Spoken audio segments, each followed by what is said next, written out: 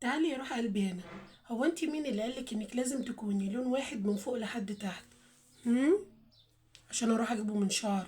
بصي يا ستي، الغمقان اللي مضايقك في الاماكن الحساسه زي الاندر ارم والبيكيني وكمان الكوع والركبه، ده دليل على انك بشر، بتعيش، بتمشي وبتعرق وبتتحرك، مش عروسه بلاستيك يعني. فأول حاجة لازم نتكلم فيها هي إن بطلي تبصي لنفسك في المراية وانتي زعلانة وحاسة إنك عكس البنات كلها، لأن دي حاجة طبيعية عندنا كلنا، بنات ورجالة. بس علشان نحس كده بنظافة ونعومة وحاجات حلوة كتير، تعالى أقولك على الخلاصة اللي هتعمليها وهتكوني مرتاحة من بعدها. بس عاوزة أقولك حاجة قبل ما نعمل أي حاجة، لازم تكوني عارفة كويس قوي ان اللي احنا هنعمله ده مش هيفتح المنطقة على طول، او مش هيفتحها تفتيح كامل. يعني الاماكن دي علميا سميكة عن بقية الجسم، يعني اللي احنا هنعمله ده مش هيخليها شبه ايدك ولا شبه وشك، لا خالص، هو هيفتحها درجة او درجتين عن لون جسمك الطبيعي، بس كده. فهمتيني؟ فيلا نقول بقى مش هقولك كريم بخشرمية ألف جنيه ولا كريم من البراند الفلاني خالص. كل اللي هقولهولك، هوي نفسك يا قلبي، هوي نفسك يا روحي، هوي المنطقة خليها تتهوى. هويها ازاي؟ البسي هدوم قطن واسعة وتكون قطن 100%. القطن هيخلي المنطقة دي تتنفس كده وتشم ريحة النظافة. تاني حاجة وأهم حاجة، بعد الشاور لازم تنشفي، وما تنشفيش كده، يعني ما تعمليش كده لا خالص، طبطبي بالراحة.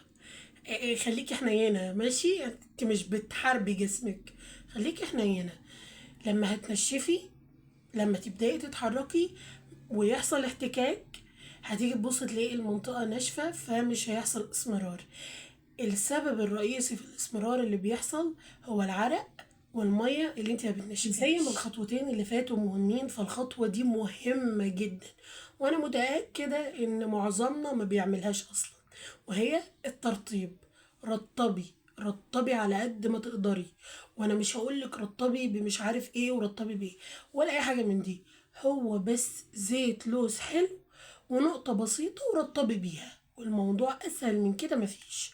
هترطبي بعد الشاور، خدي شاور، نشفي حلو، وبعد كده ابدأي حطي الزيت في الأماكن الغامقة، الكوع والركبة، الأندر أرم والبيكيني بس.